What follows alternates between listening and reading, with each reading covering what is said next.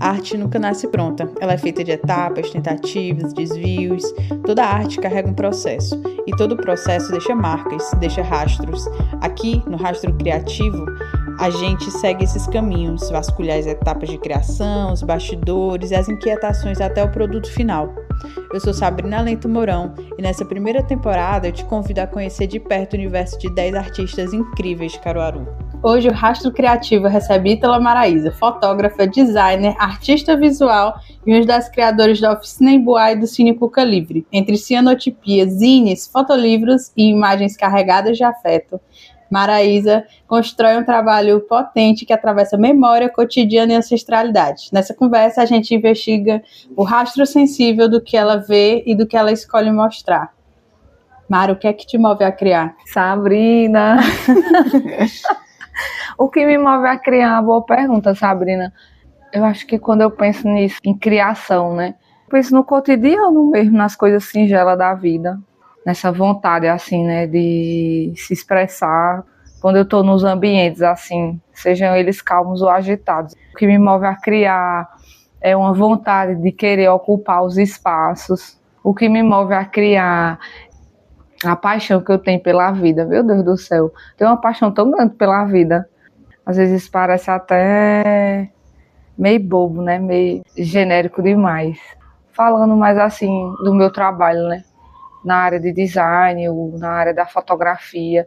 Quando eu estou inserida na cultura, assim, sabe, na cultura de tradição, quando eu passeio pela rua, quando eu ocupo os espaços, quando eu pego ruas diferentes da minha cidade, que eu nunca passei, mas que tipo assim, nossa, que novo, né, para mim. Quando eu vejo um novo, eu acho massa.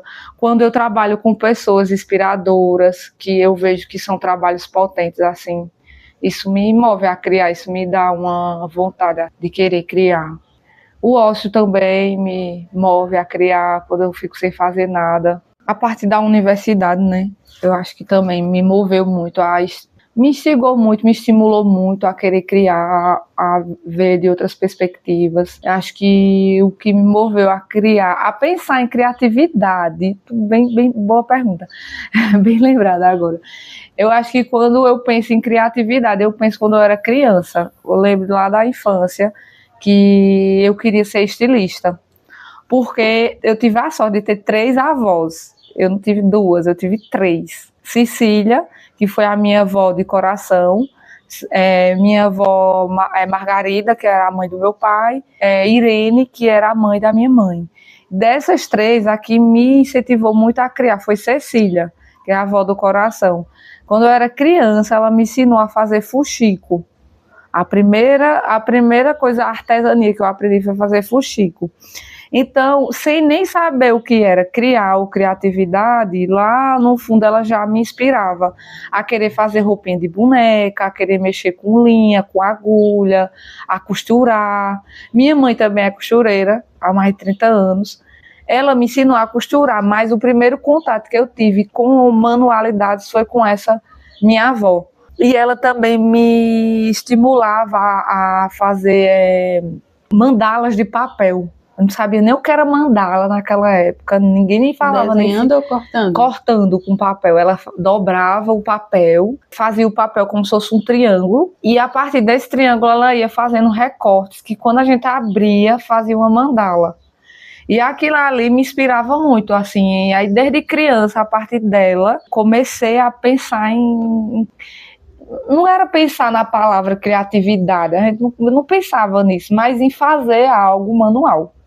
E ela é uma inspiração para mim desde criança. Acho que quando eu penso em criação, o que me move a criar, eu acho que desde aquela época lá, de criança, que eu acho que eu tinha uns 7 anos, me moveu e eu nunca parei de pensar em fazer coisas diferentes, né? Eu acho que quando eu tinha 7 anos de idade, eu tinha na minha cabeça que eu ia mexer com isso, não sabe? Não era pensar em trabalhar, eu não pensava nisso, mas eu sabia que a minha vida ia ser movida nesse quesito de manualidades, de trabalhar com as mãos. E eu nunca deixei de trabalhar com as mãos desde criança, assim. Eu estava lembrando que sempre, em todos os quartos que eu morei, com a minha família, casas que eu morei, sempre tinha um lugar dedicado à manualidade.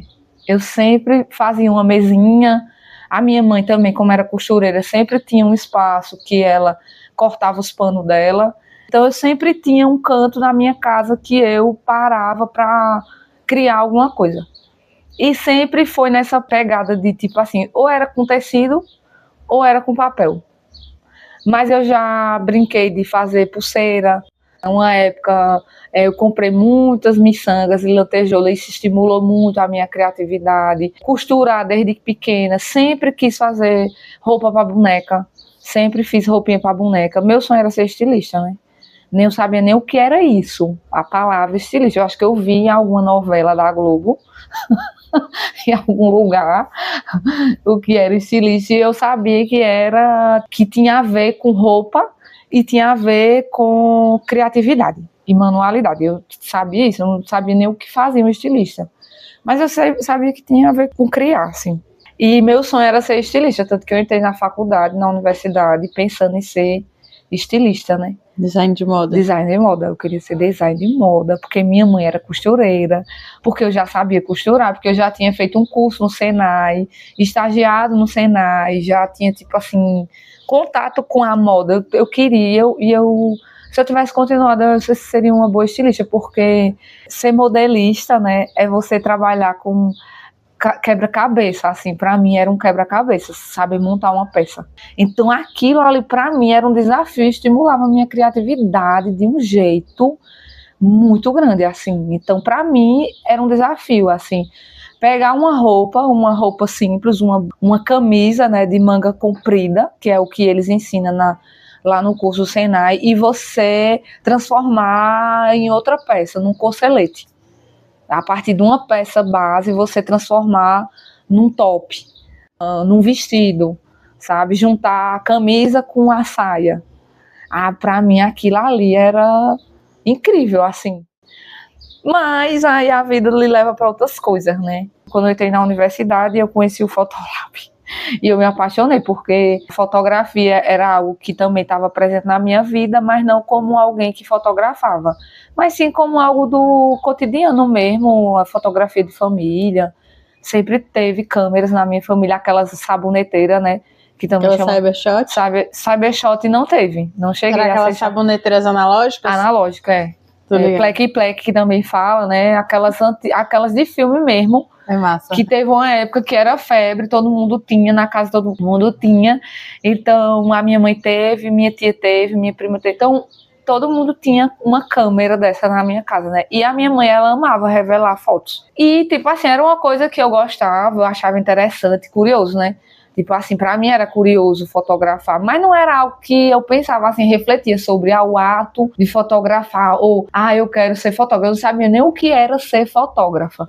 Não sabia nem o que era isso. Só sabia que fotografia estava ali como algo para registrar mesmo no momento da vida. Eu já ia te perguntar, como é que começou a tua relação com a fotografia? Se foi uma coisa que surgiu por acaso, ou se tu se lembra de um momento que marcou essa escolha? Eu lembro do momento. Assim, o momento exato mesmo, eu lembro. Foi numa... eu lembro. Foi na universidade, no curso de design, né? Lá tem o laboratório de fotografia, o Fotolab. E eu achava massa o movimento que rolava lá dentro do Fotolab com o professor Eduardo Romero, assim. Sempre tinha movimentações lá. Eu tive aula com ele, desenho de observação. E todo semestre ele recebia alunos novos no laboratório. Na disciplina, né, de desenho de observação, ele falava sobre desenho, mas ele falava muito sobre fotografia. E era curioso para mim, eu fiquei muito curiosa, eu queria conhecer o Fotolab, eu queria aprender a fotografar. E eu lembro de um momento assim que eu falei com o Eduardo, eu disse: Eduardo, eu quero estagiar lá no Fotolab, porque eu quero aprender a ver.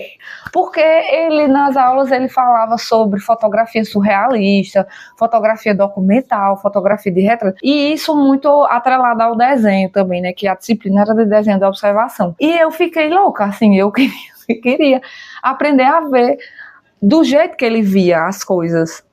Então, para mim, isso foi um marco, assim. Eu lembro exatamente, na hora da saída, assim, da disciplina, fui lá falar com ele, eu disse, Eduardo, eu queria estagiar no Fotolab porque eu quero aprender a ver as coisas. Eu quero aprender a olhar, porque olhar e ver é diferente, né? Você olha uma coisa e ela pode ser, você olha de forma banal, né? As coisas assim.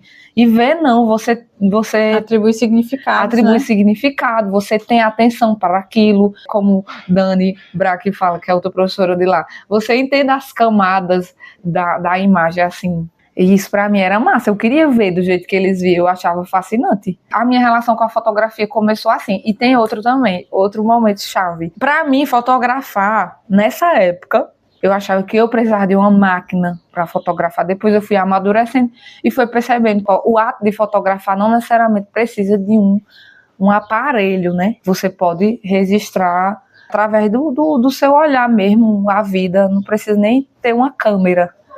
É porque a câmera a gente captura, né? A gente guarda.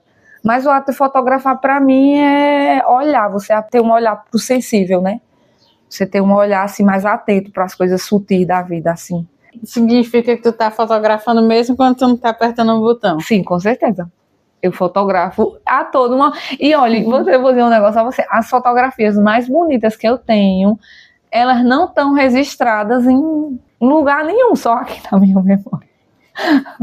Só aqui na minha cabeça mesmo. Mas assim, voltando lá, né? Eu tenho outro momento que eu achei que foi decisivo, assim, foi quando eu comprei minha primeira câmera. Na época, eu fazia parte de um grupo de patins aqui em Caruaru. Vê a loucura. Porque eu gosto dessas coisas, eu gosto de bicicleta, eu gosto de aventura, eu gosto de patins. Era um sonho meu, acho que se tivesse seguido esse sonho, eu seria uma grande patinadora. Eu gostava muito de patins desde criança. A vida me levou a ter um patins depois de adulta, que na infância eu não consegui ter. Entrei num grupo de patins aqui em Caruaru, lá em 2017, em 2016, e conheci Itaquê. Ele é um danado no patins, me ensinou a andar de patins, e ele também é fotógrafo. Itaquê Fontinelli. E ele era um senhorzinho fantástico, assim. Na época, eu fui trocar ideia com ele, porque eu descobri que ele era fotógrafo. E eu não sabia de câmera, de técnica. A primeira pessoa que eu pensei em falar sobre técnica fotográfica, assim, né, sobre equipamento, foi com ele. Aí fui trocar uma ideia com ele. Eu disse, tá aqui, eu tô querendo comprar uma câmera, mas eu não sei o que comprar, porque quando a gente vai comprar a primeira vez uma câmera, o medo é de comprar uma câmera errada que não atenda às nossas necessidades, né? Ou que a imagem seja ruim. Aí ele disse, olha, me indicou. Aí ele me indicou uma Canon T5. Ele fez, olha, você compra a T5, se você tiver um dinheirinho a mais, compra a T5i. Aí eu não tinha para comprar a T5i, né? Eu só tinha o dinheiro para comprar a T5. Aí comprei. E foi a câmera que eu fotografei 8 anos com ela. Esse foi um marco, mas para dizer qual era o marco mesmo, né? O meu marco mesmo, que eu lembro, foi quando eu comecei a fotografar Seu João, do PIF, na oficina dele. Que eu comecei a frequentar lá junto com um grupo de amigos e eu comecei a registrar Seu João lá. Veja como Seu João, ele é uma pessoa que tá ali introduzindo as pessoas na cultura de tradição, né? Eu conheci ele através do meu irmão, que ele é da área das artes cênicas, do teatro, sempre gostou disso, Ícaro. Foi uma pessoa que sempre foi na frente. Eu sou a mais nova, ele é mais velha. Ele sempre abriu as porteiras para mim de várias coisas na minha vida. Então, ele que me introduziu à cultura de tradição aqui em Caruaru. Ele que me apresentou o João do PIF. E, na época, eu comecei a fotografar João do PIF porque eu estava querendo treinar a minha câmera e ia lá, sabe? E queria fotografar o cotidiano, a rua, os movimentos populares. Eu nem sabia direito o que era movimento popular, não sabia. Quem me introduziu foi meu irmão, aí que foi Seu João do PIF, que foi grandes amigos que eu tive e tenho até hoje. Então eu comecei a documentar, a fazer fotografia documental. Acho que a minha porta de entrada foi fotografia documental mesmo, assim, e de rua. Tu chegou a registrar essas tuas idas nas patinações? Eu não levava a minha câmera. Eu ia mais para patinar mesmo. Veja, se fosse hoje já era diferente. Hoje eu não ando mais de patins. Eu não levei minha câmera na época. Mas hoje, quando eu ando de bicicleta, que eu não ando mais de patins, mas hoje eu ando de bicicleta, eu fotografo muito com a minha bicicleta. Se não é com a câmera, é com o meu telefone. Quais imagens foram as primeiras que te impactaram e fizeram pensar assim, pô, eu quero fazer isso também? Eu acho que foi as imagens da cultura popular aqui em Caruaru. Quando eu estava inserida assim nesses lugares, que me enchia assim o coração, parecia que nada fora disso existia, assim, só existiam esses lugares assim. Então, quando eu comecei a fotografar novenas, quando eu comecei a fotografar bandas da cultura popular, acho que a rua veio depois, sabe? Depois de uns 5 anos fotografando, foi que de fato eu comecei a me impactar com fotografia de rua, assim, sabe? Mas tu fala fotografias pessoais minhas ou fotografias de terceiros? De terceiros. Teve alguma imagem, pintura, fotografia que tu olhou e tu, cara, eu queria fazer isso também? Olha, a primeira que me impactou foi a Vivian Maia. Ela era uma fotógrafa amadora, fotografava o cotidiano, assim, dos Estados Unidos, ela era babá, né?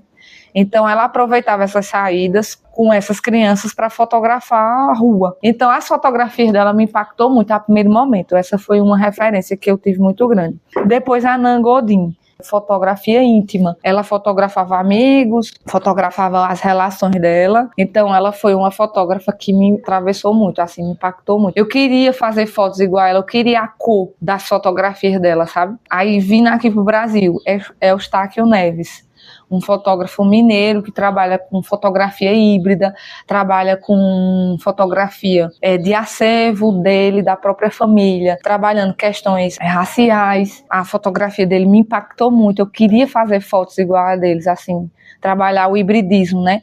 A fotografia analógica com o digital, eu queria fazer isso. Uma fotógrafa que eu tive um grande honra, assim, de fazer uma residência artística com ela, Isa Laneva. Ela trabalha com fotografia íntima também e documental. Ela é uma fotógrafa que ela, por muitos anos, fotografou a mãe dela. Fotografa a mãe dela, que é neurodiversa. Então ela fotografava a mãe dela na intimidade, assim, sabe? Nesses momentos mais íntimos mesmo dela. E eu achava lindo. Eu me apaixonei, assim, pelo trabalho dela, por ela, porque ela é uma pessoa muito, muito massa, assim, muito sensível. Voltando mais, assim, pra cá, né, afunilando, né, é uma pessoa que me impacta muito com as fotografias, é meu amigo Felipe Correia. Quando eu olho as fotografias dele, que ele tem um acervo gigante de fotografia da cultura popular, do São João de Caruaru, ele é uma pessoa que me inspira muito. A fotografia dele me impacta. Sempre que eu vejo, eu fico fascinada. Jéssica Amorim é uma danada também, né? A hypada do momento, assim. Eu gosto da fotografia dela. Vou sendo atravessada, assim, por fotografias, tanto de pessoas que, mais de longe, né? Você viu que eu fui lá para longe. Tem um fotógrafo também, Daido Moriyama. É um fotógrafo, eu só tô na dúvida se ele é coreano ou é japonês. Mas a fotografia dele me impacta muito. Ele é um fotógrafo de rua, que quando eu olho um fotolivro dele, eu fico pensando assim, como é que esse cara se colocou nessa situação? Sabe? Como é que ele chegou nesses lugares? Como é que ele chegou nesses lugares, assim? Porque ele foi um fotógrafo que ele fotografou muito o pós-guerra no Japão. Ele fotografou esse cotidiano da rua do Japão, pós-guerra, assim, sabe? Então ele pegou uma transição muito grande, assim, da juventude, da cidade, politicamente, assim, muita coisa. Então a fotografia dele, preta e branquíssima, me impacta, assim, de um jeito muito... É um contraste muito grande as fotografias dele. Aí eu acho foda. Foi um fotógrafo que eu conheci que me atravessou de um jeito muito forte, assim. Graziela Itubide.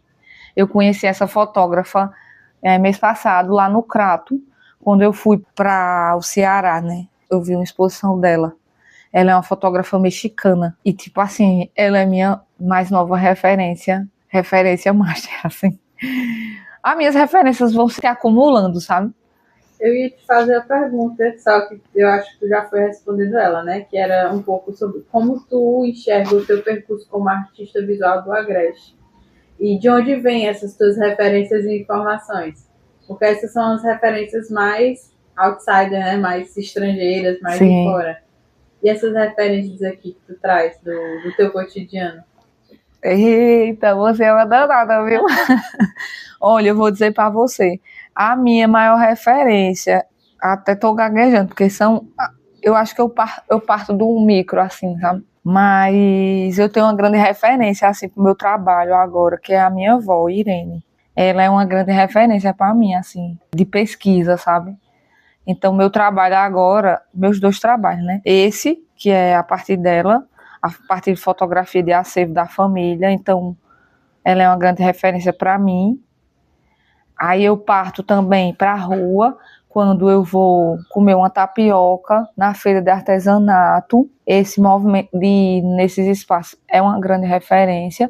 Quando eu converso com pessoas na rua, que eu saio na rua e eu troco ideia com alguém assim, isso são referências para mim. Eu tenho uma grande ligação com a música também. Então, eu sempre vou estar citando alguma coisa da música. Quando eu troco uma ideia com Marlene do Forró, ela é uma grande referência para mim. Quando eu troco uma ideia com Joana Angélica, são grandes referências para mim. Quando eu saio assim para o cotidiano, eu acho que as minhas referências elas são da rua mesmo, assim. Elas partem de casa, como eu disse para você, da minha avó, esse acervo dela que eu estou pesquisando, essas fotografias. E quando eu vou para a rua, eu acho que é a rua, o movimento, é a cultura popular da minha cidade. Uma coisa que tu falou no começo, que foi que tu é muito apaixonado pela vida. E aí parece que até agora essas referências que tu tem trazido é muito sobre a vida acontecendo, né? No dia a dia. Não é só sobre o cotidiano, é sobre esse movimento, esses ciclos da vida, acompanhar esses desenvolvimentos, esses rituais, né? Quando as pessoas vão para as novenas, quando as pessoas vão, sei lá, fazer um instrumento, apresentar uma banda. Isso é massa. Eu gosto disso. É isso mesmo. É quando a vida tá acontecendo ali e a pessoa se fascina, sabe? Encontra pessoas assim que a primeiramente são comuns, né? Aos olhos da grande massa, mas quando você troca uma ideia com ela, você vê que ela tem um universo ali dentro de si e que lhe apresenta, assim, sabe? Esses dias eu fui para Caraíbas, uma comunidade próximo de Arco Verde, e eu conheci um mestre do reizado lá, através de Gabriel, que é o Antônio. É uma referência para mim agora, trocar uma ideia com uma pessoa dessa, sabe? Ele me mostrar canções e eu conhecer o reizado dele. São grandes referências para mim, essas pessoas. Quando eu fui também em Barra do Chato, aqui perto de Agrestina, que eu acompanhei uma novena de 3 dias com o seu João, que eu acordava 5 horas da manhã, ia trocar ideia com a senhorinha do bar, junto com o pessoal da banda lá, sabe? Isso aí não sai da minha cabeça, sabe? Nunca mais, assim. Então, vira uma referência para mim, de cotidiano, de lugar, de pessoas, da forma como as pessoas vivem, com a forma como as pessoas falam, como elas lidam com a vida, assim. Você perguntou uma imagem, né? Lá atrás você perguntou uma imagem que me marca muito. Tem uma imagem lindíssima que não sai da minha cabeça. Quando eu fui para essa novena, era um grupo de senhorinhas andando, era um campo, parecia um campo de futebol, elas estavam atravessando, mas era um campo de futebol sem grama, seco assim, sabe? E elas atravessando, eu de um ponto que, quando eu olhava, elas pareciam um arco, assim, sabe? Tudo em fileirinha, uma atrás da outra, tudo de branco, com as faixas vermelhas, assim, no peito. E quando eu olhava de longe, uma bandeira bem grande, assim, de Nossa Senhora, lá na frente, sabe? O carro de Nossa Senhora indo, elas acompanhando atrás, e a bandeira, o macho da bandeira de Nossa Senhora, assim. Isso é uma imagem muito forte para mim. Quando eu penso em referências de lugares, de pessoas, de vida mesmo, eu vou para esses lugares, assim. Eu vou para os interior, eu vou para as comunidades, eu vou para as periferias, que é de onde eu vim mesmo. Eu nasci em Santa Rosa, periferia, zona de Caruaru. Sou uma pessoa urbana, uma mulher urbana que vive na urbanidade, assim, mesmo de uma cidade do interior, sou urbana. Aí quando eu vou para os sítios de Caruaru, quando eu vou para a zona rural, eu fico abestalhada. Eu chego numa venda e eu acho massa, eu chego num boteco, eu troco ideia com os senhorzinhos, eu troco ideia com as senhorinhas que me botam para dentro de casa e trocam ideia comigo e botam um café. Então, para mim, essas pessoas são referências, assim. Esses movimentos mesmo, esses caminhar, né? Nessa coisa do movimento, como tu disseste, né? O que é que vem primeiro para tu? Uma ideia, uma imagem, uma palavra, uma cor, um incômodo? Como é que começa o teu processo criativo? Eu ia dizer assim, depende. Mas olha, um incômodo. A maioria das vezes é um incômodo. Quando eu vou para a rua, fazer fotografia de rua é a partir de incômodos. A rua, ela, ao mesmo tempo que ela me aguça, ela me incomoda. Quando eu falo politicamente, quando eu falo de tipo, coisas que eu vejo na rua e eu fico tipo arretada, sabe? Aí alguns trabalhos meus partem do incômodo. Outros partem de inspirações mesmo de vida, do banal, ou aquela imagem parada, sabe? Que não necessariamente tem um movimento, mas que é uma imagem que parece que o mundo para, sabe? Aí a partir dela você vai desenvolvendo assim. Sim, voltando para o incômodo, né? Eu tenho um trabalho que partiu de um incômodo muito grande. Foi um dos primeiros ensaios que eu fiz autorretrato. O nome dele é Tentativas de Visualizar o que não é verbalizado. Veja que nome grande. Veja que nome grande. Ele é um pouco autoexplicativo. Ele é muito autoexplicativo. Depois eu mudei para Não Dito. Ele está em stand-by ainda, esse trabalho. Mas foi um trabalho que eu consegui desenvolver a partir de um incômodo que eu fui fazer mobilidade acadêmica em Minas Gerais, no curso de artes visuais, em 2019. Quando eu voltei de lá, eu voltei com a minha cabeça cheia de coisa. Eu queria fazer tudo, engolir o mundo, eu queria abraçar o mundo de todas as formas que eu pudesse. Voltei para a minha cidade querendo fazer tudo. Só que quando eu voltei de lá, eu voltei de um jeito, com uma bagagem enorme, mas me deu uma baixa de energia, assim, sabe? Eu acho que eu vi tanta coisa lá, quando eu voltei para minha cidade, alguma coisa veio comigo, assim. Fiquei com energia muito, muito baixa depois, sabe? Tanto que eu adoeci depois, comecei a ter uns pensamentos muito negativos, muito de autossabotagem, até pensamentos de morte na época, assim, sabe?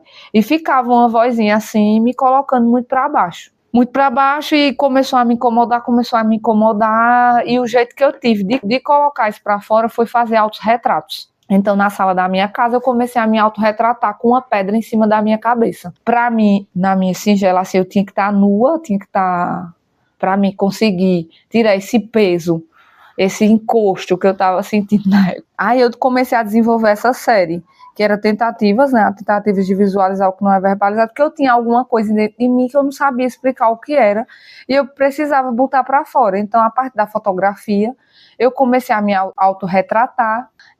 Eram fotografias com cheixos, né? Que são pedras na cabeça, e é como se tivesse um peso na minha cabeça, né? E realmente eu tinha essa sensação de peso. Então, eu fiz esses autorretratos com as pedras e também fiz autorretratos com ligas, amarrando minha cabeça assim, e que era como se eu tivesse na tentativa de tentar me soltar, de tentar me desamarrar, né? Quais eram aquelas amarras que estavam fazendo com que eu sofresse, né? Eu não sabia quais eram as amarras, né? A partir dessa inquietação, o meu primeiro impulso foi fazer essa série de autorretratos. Depois que eu fiz essa série de autorretratos, eu fiz um fotolivro, que foi o Desequilíbrios. Aí eu fiz apenas um, só tem um, que era mesmo para expurgar mesmo de mim. Eu fiz esse fotolivro. Aí qual era a ideia do fotolivro? Nesse fotolivro eu já estava começando a entender os desequilíbrios. E na época eu estava bem holística, pensando nos chakras, sabe? Então eu queria refletir sobre esses desequilíbrios da cabeça, né? No fotolivro eu falo sobre a coluna, né, dorsal, assim, que para a gente estar equilibrada, a gente tem que equilibrar a mente, o corpo, tudo, assim, as emoções. Nesse trabalho eu não falava de emoções, explicitamente, mas eu falava sobre o corpo e sobre a mente. Aí ele foi um trabalho que iniciou. Depois dele, me inscrevi para um curso com Rena Costa, lá de Buíque, transativista. Aí fiz um curso, uma oficina com ela pelo Hack and Play na época, e a oficina era para você fazer uma videoarte. Aí eu peguei o mote dos dois, né, do ensaio, peguei o mote do fotolivro e fiz uma videoarte chamada também Tentativas de Visualizar o que não é verbalizado, em que eu começo a colocar poesia para fora. As palavras, porque para mim, já nessa época, a forma para mim colocar para fora é através da palavra. O que eu não estava conseguindo, tentativas de visualizar o que não é verbalizado. Eu não conseguia falar o que eu sentia. Aí, quando eu comecei a fazer essa videoarte, eu já estava entendendo que eu precisava colocar para fora, assim, falar as coisas. Eu era uma pessoa que guardava muito as coisas para dentro de mim, assim, os meus incômodos. Aí quando eu falava, eu explodia. Achei tão interessante esse teu processo que ele foi se desdobrando. Eu vi esse fotolivro uma das primeiras vezes que eu fui na Emboá, quando era no Jardim Colab. Para mim parece muito um processo de elaboração de luto, né? Talvez o luto da pessoa que tu foi quando tu estava lá em Minas Gerais, ou da pessoa que tu era, ou das coisas que tu viu, e voltar para esse lugar que é familiar, mas também é diferente. Eu não sabia disso da videoarte, mas parece um processo de culminação, assim, elaborei este luto. Muito interessante, pô, muito interessante. Hoje foi massa, porque essa videoarte rodou ainda nesse projeto. Quem tá comigo na videoarte? Paloma, na época ela me ajudou a fazer as imagens, porque tem umas imagens de vídeo que eu faço em autorretrato, mas tem outras que ela grava comigo, ela filma comigo. Gabi Ambrosio também montou comigo a videoarte. Foi bem massa, foi uma culminância, sabe? Ter feito essa videoarte. Hoje em dia, assim, até eu tenho um receio, porque eu boto um nudes nela, aí tem uma cena que aparece meus peitos lá, o peito bem grande. Hoje eu fico meio receosa, assim, talvez se eu tivesse com outra cabeça, eu acho que o foco não seria estar no nu, né?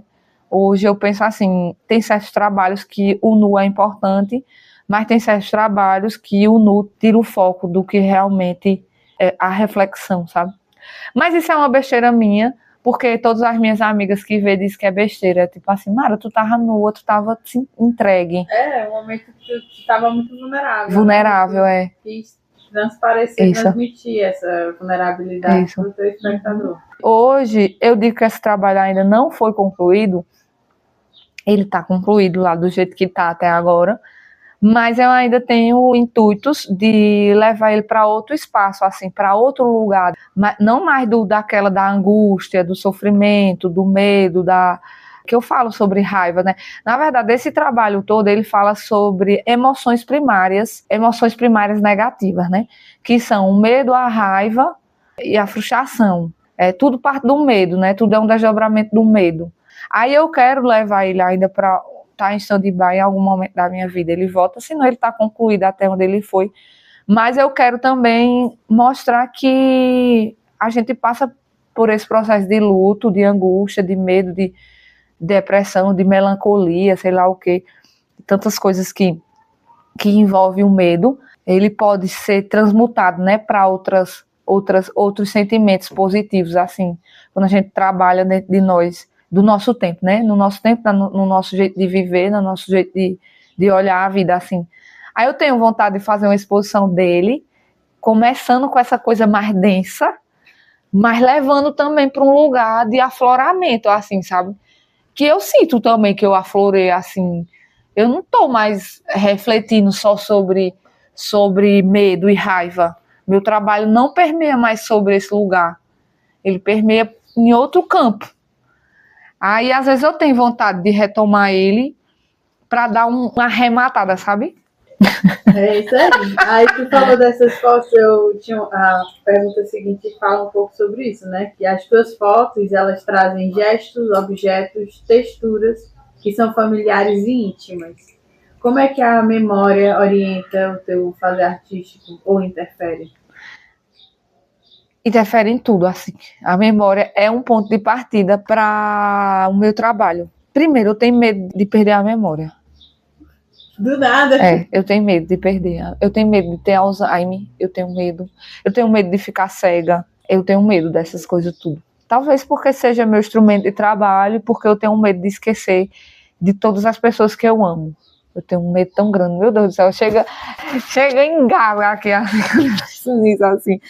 Aí a fotografia me ajuda a isso, assim, saber afirmar o que eu quero lembrar sempre na minha vida. Aí veja, falei desses trabalhos todinho, esses pré-trabalhos, mas tem um trabalho que é um trabalho meu, que ele arremata a memória familiar mesmo, que é o Nena, que começou com Céu Azul, Terra Vermelha.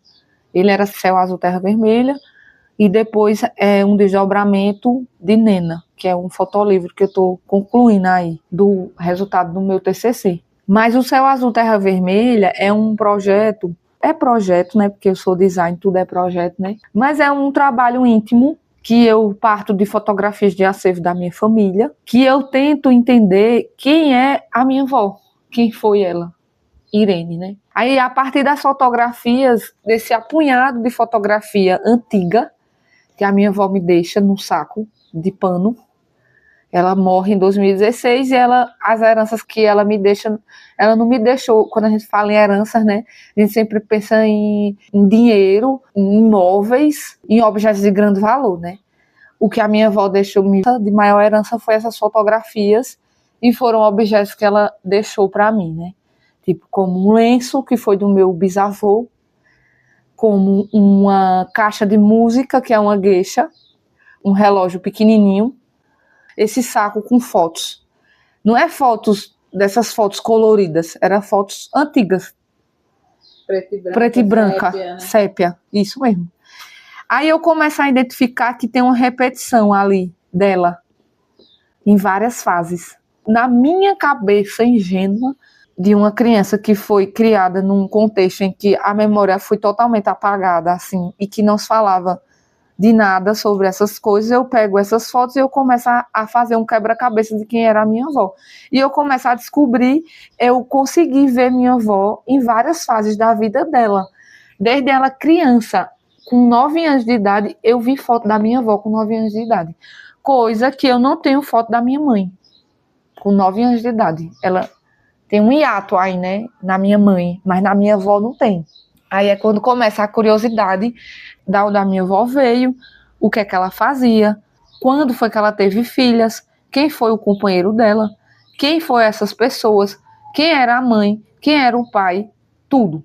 Isso, assim, se falava sempre na minha família, mas para mim não era uma coisa palpável. Não era palpável e não tinha uma linha cronológica, eu precisava dessa linha cronológica. Aí, a partir dessas fotos, eu vi foto dela criança, eu vi foto dela na adolescência. Eu comecei a entender, através das feições dela, quando foi antes dela ter filha e depois dela ter filho, sabe? Na minha cabeça, minha avó tinha tido filhas novíssimas, sei lá, 17 anos de idade. Eu descubro que a minha avó teve filhas aos 32 anos. Ela foi uma das filhas que teve filhos mais tardio, assim. As outras irmãs dela teve filhos muito novas, e vários filhos, chegando a, tipo assim, aquelas clássicas histórias, né? A irmã delas que chegou a ter 22 filhos, 15 filhos. Ela só teve 3. E ela teve a primeira filha dela aos 32 anos. Então, quando eu descobri isso, eu fiquei feliz, porque a minha avó, ela teve uma vida. E outra coisa, minha avó, ela tinha um apelido. O apelido dela era Pé de Valsa das Serras. A minha avó é daqui do Terra Vermelha, do sítio da Goiabeira, aqui no Distrito 1 de Caruaru. Ela era de lá e eu descobri que a minha avó, ela gostava de festa. Minha tia tá aqui, ela mora em outro lugar. Conversando com ela disse, eu tô muito orgulhosa de você, porque você toca zabumba. Minha avó, né, Irene, ela queria que a minha tia fosse sanfoneira, a outra fosse médica, e a outra, ela era o quê, meu Deus, zabumbeira, um negócio assim. Queria que cada uma fosse de um canto. Mas com as condições da vida, uma hoje é costureira, com muito orgulho, 30 anos, uma boa costureira, que é a minha mãe. As outras 2 trabalham em serviços gerais, já trabalhou de costureira, já trabalhou de várias coisas na vida. E mora nos seus lugares hoje, bem de vida e muito bem. Aí eu fico feliz quando eu descubro a minha avó, ela não se casou, ela teve filho aos 32 anos, ela curtiu a vida dela, ela era independente, ela veio-se embora do sítio para fazer a vida dela aqui, na cidade. Eu pensava que, na minha cabeça ingênua, que quem morava no sítio passava necessidade, porque eu vi as fotos, eram casas de taipa, de tijolos, igual a essa que a gente tá aqui, que hoje é o ateliê onde eu trabalho, é desses tijolinhos. A casa dela era desse jeito. Então, para mim, na minha cabeça de criança, que foi também educada pela TV Globo, né, que mostra que quem mora nesse tipo de casa vive em situações vulneráveis, na minha cabeça elas passavam fome. Mas não, minha família era tudo bem de vida lá, no sítio. Tinha de tudo. Tudo. Eu vim descobrir isso depois dessa investigação. Investigando, né? Eu vim descobrir que eles começaram a passar vulnerabilidade social quando elas vêm para a cidade. eu tipo assim, eu tiro o chapéu pra minha avó, porque ela saiu de lá pra fazer a vida dela aqui. Ela não queria ficar às custas de ninguém ou sendo humilhada por quem quer que seja, sabe? Esse trabalho do Céu Azul Terra Vermelha parte muito da memória e me colocou para refletir sobre árvores genealógicas, rizomas. Quando eu descobri a palavra rizoma, eu achei a coisa mais linda, porque rizoma é uma teia, né? É como se fosse um rizoma, é como se fosse uma casa de formiga.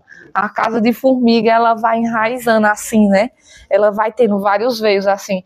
Então, quando eu descobri a palavra rizoma, eu fiquei, tipo assim, agraciada, porque eu comecei a pensar nas mulheres da minha família. Inclusive, eu tenho uma fotografia, que ela é uma obra de texto, né, que tem vários nomes de mulheres. Começo com as minhas bisavós, né, porque outra coisa também, eu pego o registro da minha avó, que ficou comigo de herança também, o registro, os documentos dela, tudo eu tenho, e eu começo a descobrir o nome da mãe dela, o nome da bisavó dela, vejo tudo.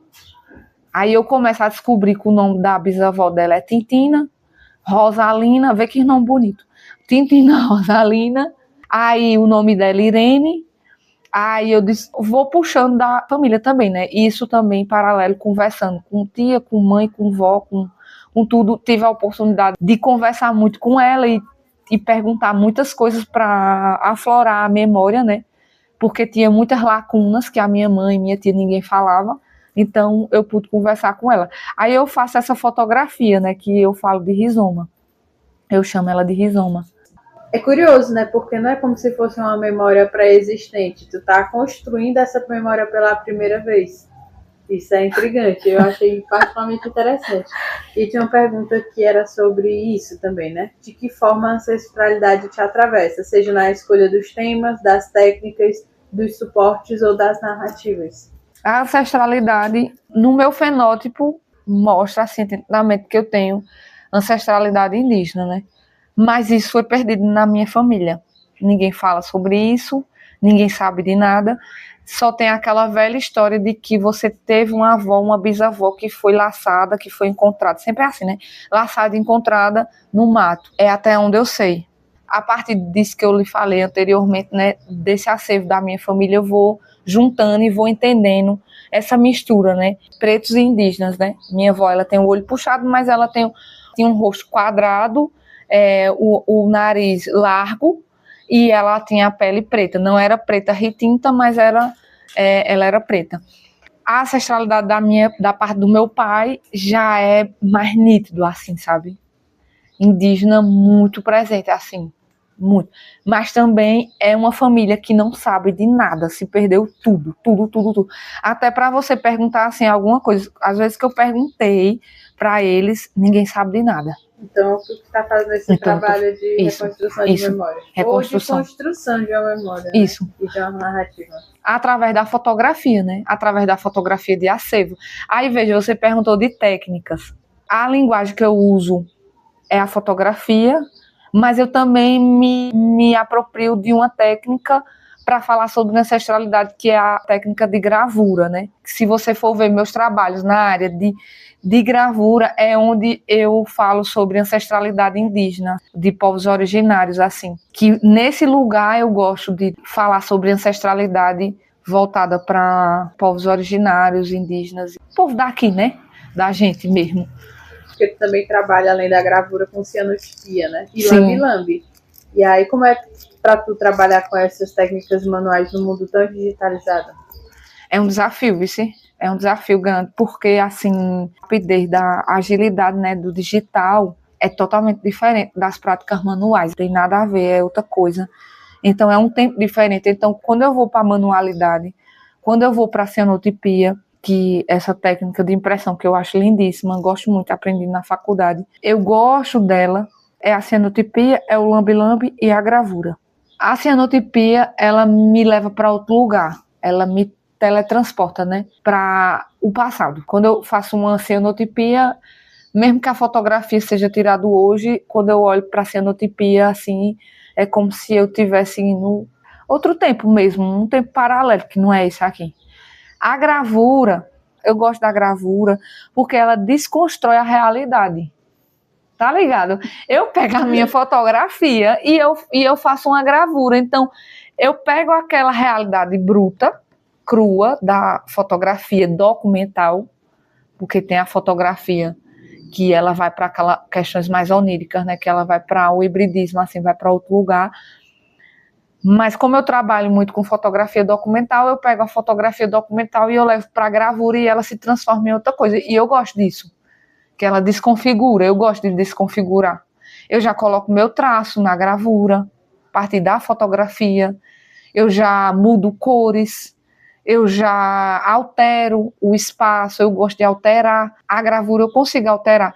E com a cianotipia eu também consigo alterar. Com o processo manual, né, das sobreposições, o tratamento da cor, quando eu rebaixo as cores na cianotipia, quando eu tiro o azul, né, que a cianotipia é uma impressão em tons de azul. Mas quando eu tiro esse azul e coloco um marrom, ou coloco um preto, ou coloco outra cor que seja, eu gosto disso. Eu me sinto um alquimista. Eu me sinto um alquimista, tanto da fotografia como da gravura.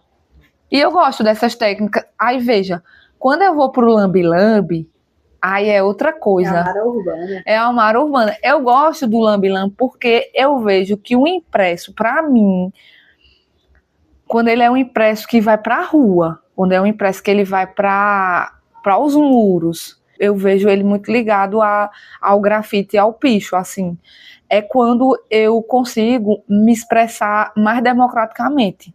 Quando eu vou para a rua e eu coloco um lambe-lambe e ele está lá à mercê de qualquer um. Quando ele está lá à disposição de qualquer pessoa, seja para essa pessoa apreciar, ou seja para ela ser impactada de uma forma positiva, ou seja para causar um estranhamento. E eu não acho ruim não quando causa um estranhamento, viu? Veja, eu já fiquei monitorando meus lambe-lambe. Fiscal de lambe. Eu já fiquei monitorando meus lambe-lambes. Geralmente, a gente, aqui em Caruaru não se tem a cultura de lambe-lambe fotográfico, então é um impacto já quando você vê uma fotografia na rua. Ou as pessoas arrancam, ou geralmente arranca, né? Aí foi nesse movimento assim, monitorando. O lambe-lambe que já passou mais tempo na rua foi 1 ano. Um lambe-lambe que ficou num ponto de ônibus, numa lixeira, ponto de ônibus na prefeitura. Passou 1 ano lá. Era um lambe-lambe de um passarinho que eu tive. Foi uma gangarra que eu tive com paloma. Eu tirei uma foto dela e colei na rua. Aí ficou 1 ano. Mas os outros lambe-lambe era tipo assim, 1 dia, 1 semana, 1 mês. Era isso que ficava, eu fiquei monitorando. O trabalho de lambe-lambe é um trabalho que eu gosto. Eu estou buscando fazer mais, só que ele tem um custo para ser impresso. Chega um momento que eu não quero mais fazer lambe-lambe A4, eu quero fazer lambe-lambes gigantescos. O meu próximo objetivo agora e passo é fazer lambe-lambes de metros. Recentemente eu colei lambes com Jéssica Amorim, a gente saiu e a gente foi colar um lambe-lambe lá no Rendeiras, que o lambe-lambe tinha 60 por 80 mais ou menos. Ela colando do trabalho dela e eu colando do meu. O trabalho da gente estava dialogando esteticamente. Assim, eu fui colar fotos da minha avó e ela foi colar fotos do trabalho dela Sono Sereno. Fotos de pessoas que já faleceram, as últimas fotos das pessoas quando elas falecem, né? No caixão. E eu fui colar fotos da minha avó com guias passando no rosto, assim, sabe? Que eu fiz uma intervenção com a foto dela e a gente foi colar na rua. Aí eu quero colar lambes agora grande, eu não quero mais coisa pouca. Eu não quero mais lambe pequeno, eu quero lambe gigante. Lambe de metro, mas isso tem um custo. E eu tô querendo qualidade agora, entendeu? Aí para encontrar lugares que imprimam lambes em alta qualidade para fotografia, eu tô nessa busca ainda. Qual foi o trabalho mais difícil que tu já fez? Que te exigiu mais emocional, tecnicamente? O meu TCC que tá exigindo muito de mim. Porque, veja, é um Nena, que foi o Céu Azul Terra Vermelha, que eu comecei lá em 2022, esse projeto. Que eu fiz uma série, usei fotografias, mas eu roteirizei as imagens do que eu queria. Eu fiz um artigo para uma revista, a revista Crises, né? Que é uma revista universitária, que esse projeto foi para essa revista, não foi um artigo não, desculpa, gente, foi um ensaio. Eu fiz esse ensaio para essa revista, e desenvolver o texto e amadurecer essas imagens e amadurecer. O fotolivro foi, tipo assim, tá sendo um parto difícil. Para mim, eu não tenho filhos, minha gente. Mas eu digo que meus livros são um parto. São filhos que eu tenho de papel.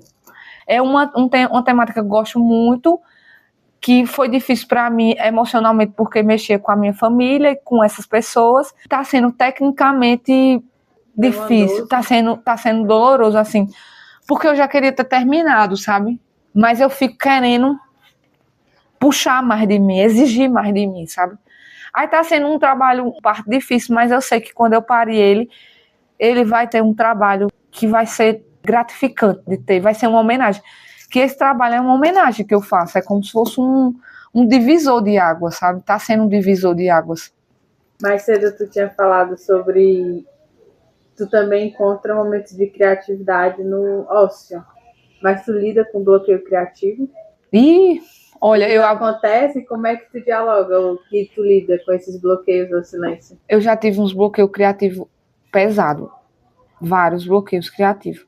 O que é que acontece quando eu tenho um bloqueio criativo hoje? Eu vou tocar um instrumento, eu vou fazer outra coisa, eu vou sair com meus amigos, minhas amigas, eu vou tomar um café, eu vou no morro, eu vou andar de bicicleta.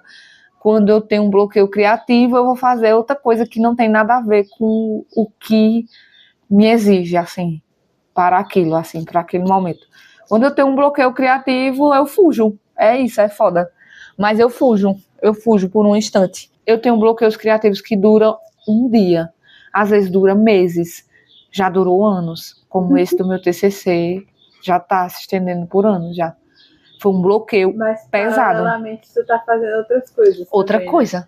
Eu vou fazer outra coisa. Eu vou fazer outra coisa. E eu me encho de vida quando eu vou fazer outra coisa. De ser multiartista, né? Que você, eu não consigo fazer isso de foto, então eu vou tocar, então eu vou pintar, eu vou fazer uma matriz. Mas vê, deixa eu dizer um negócio a você. Pra mim, essa palavra multiartista ela é problemática. Porque isso é uma coisa do capitalismo que exige que a gente trabalhe em tudo, sabe? Eu não sou multiartista, nem quero ser multiartista. Eu sou uma fotógrafa e designer. Pronto, ponto.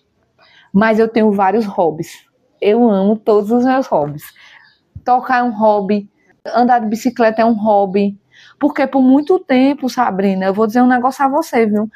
Eu achava assim que, tipo, nossa, eu posso monetizar tudo na minha vida. Tudo que eu sei fazer bem, eu vou monetizar. Cansativo. É cansativo. Aí vem que esse papo de multiartista, Sabrina. Como eu me entendi que multiartista é uma problemática, aí eu disse, eu não, caminho que eu quero, não é esse caminho que eu vou, não. Eu acho que eu passei pouco tempo, assim, na minha mini bio do Instagram tinha multiartista. Mas foi um relapso, assim, que eu mudei e eu disse, não. Porque, veja, isso começou a me atrapalhar. As pessoas não sabiam o que era que eu fazia, sabe? Então, as pessoas começaram a me chamar para qualquer tipo de trabalho. Isso começou a me incomodar, eu fiquei frustrada com isso. Eu quero ser reconhecida pelo que eu faço de bem mesmo. Quando eu quero me intitular, eu mesma, eu não quero que ninguém me intitule de nada. Eu posso me intitular eu mesma, ir lá e dizer, eu sou isso, sabe? Mas se isso não partir de mim, vai partir de quem, né? As pessoas vão me chamar do que elas bem entender. Muitas pessoas são muito carinhosas comigo, mas aí eu comecei a me incomodar com isso, eu fui me afunilando e hoje eu sou uma pessoa, eu sou fotógrafa e sou designer. A fotografia, ela é minha expressão, eu me expresso através da fotografia. O design é minha profissão. E a música, a zabumba, é o meu coração, é o meu hobby. É uma coisa que eu gosto de fazer por prazer. Eu tenho prazer. Mesmo que esse hobby, às vezes eu fico distante dele. Tenho minhas questões. Às vezes eu vou e volto. Mas eu não deixo ele. Eu gosto. Quando eu toco um instrumento, quando eu estou nesses ambientes de música, eu me preencho de vida. Se existe um estresse, se existe um desconforto, quando eu estou nesse lugar de música, não existe mais. Ela é sana por um momento. Então, para mim, eu entendi que um hobby é isso. É algo que eu gosto muito. Eu gosto de ser amadora da música. Porque, veja, quando a gente diz amadora, a gente pensa por um lado pejorativo, né? Mas se você for no cerne de amador, Não é amadorismo, é amadora, amador, uma pessoa que ama profundamente algo que faz, seja fazendo muito bem ou seja fazendo ruim. Você é amador, é um hobby seu, não tem exigências de você ser perfeito. Você pode ter um hobby e ser ruim nele e tudo bem, ligado? E você pode ter um hobby e ser muito bem nele e não precisar monetizar o seu hobby. Se tu pudesse encontrar uma mulher, viva ou morta, para conversar com ela sobre arte e sobre a vida, quem seria? Irene José Limeira, Cecília, e eu ainda trocaria uma ideia assim com a Véia Magal, que é a minha avó também, Margarida. Eu chegava para ela e queria trocar uma ideia com ela e saber mais como a arte atravessou ela, porque assim, às vezes você pergunta para os mais velhos, né, sobre arte, às vezes eles não sabem dizer, mas é porque eles não sabem dizer explicitamente, mas a forma como eles vivem, através da experiência delas, elas iam me falar sobre arte, sabe? Então eu queria trocar uma ideia mais com a minha avó, para saber dos forró que ela foi nas serras, dos cantos que ela também foi lavadeira, então tinha os cantos das lavadeiras de lá, sabe? Então eu queria saber isso, eu queria trocar ideia com ela sobre a vida mesmo, sobre os amores, sobre... Eu acho que para mim isso era uma forma de arte, refletir sobre a arte, né, também, assim. Porque quando a gente pensa arte, a gente pensa uma coisa muito, sei lá, né, uma coisa muito pedestal, né, coisa de outro inacessível, né. Mas a forma como a gente vê a vida é uma forma de fazer arte, né. Tem alguma coisa que tu gostaria de produzir que ainda não fez? Uma instalação no meio da rua, assim, sei lá, uma coisa, uma performance. Eu tenho vontade de performar, eu tenho vontade, assim, de fazer umas foto-performance, eu tenho vontade de fazer grandes instalações. Às vezes eu falo grandes, mas não são grandes de tamanho, são grandes de impacto, de grande impacto, assim, das pessoas... A palavra que tá na moda, né? Ser atravessada, assim, sabe? Eu fui atravessada, né? Aí eu queria, tipo, fazer... Eu queria não. Lembrei agora de um tio meu, Elcio, que toda vez que ele dizia assim, ô Mara, tu quer tal coisa? Ele sempre fazia assim, eu queria. Aí ele fez, você queria ou quer? Aí eu quero fazer coisas grandiosas, assim. E eu sei que eu já faço coisas grandiosas. E quando eu falo de grandiosa, não é grandiosa em tamanho, pode ser também em tamanho, mas grandiosas que tenham significado, sabe?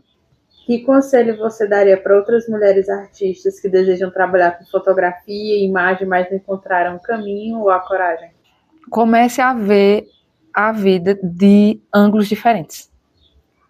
Se você todo dia vê uma paisagem da mesma forma, mude o ângulo, vá para outro lugar, mude a rota, fique de cabeça para baixo, se incline seu corpo para ver a vida de outro jeito. Assim, se você tiver a oportunidade, enquadre as coisas para você ver de perspectivas diferentes. Mas quando eu falo enquadrar, não é colocar dentro de caixas, mas é tipo assim, trabalhe o enquadramento do que realmente importa, trabalhe o foco, foque nas coisas, enquadre o que você realmente quer mostrar. Faça isso assim, fotografe, não precisa de câmera. Mas se você tiver uma câmera, seja uma plec-plec, seja uma shot, seja o seu celular, seja uma câmera boa, não importa. Seja uma câmera daquelas pinhole, seja aquelas câmeras escuras, que é só um cubo preto, né, uma lente de grau, seja aquilo. Fotografe, use seus olhos, fotografe tudo, olhe as coisas de perspectivas diferentes. Registre, assim, guarde na memória. Arrasou! Eita, Sabrina, poxa! Foi tudo! Foi tudo. Ei, valeu pelo convite, vice danada. Eu amei! Você acabou de ouvir um episódio do Rastro Criativo. Eu sou Sabrina Lento Mourão, idealizadora, produtora, host e editora deste projeto, que conta com a identidade visual de Paloma Paulino, a Pombo, e ilustrações de Mara, as meninas da Oficina Emboá, além de contar com o motion design da Brisa. O Rastro Criativo é realizado com incentivo da Secretaria de Cultura de Pernambuco, através do edital de Diversidade, Cultura e Periferia da Política Nacional Aldir Blanc de Fomento à Cultura. Para acompanhar de perto nosso trabalho, siga a gente no Instagram, @podcast Rastro Criativo, e no YouTube como Rastro Criativo Podcast.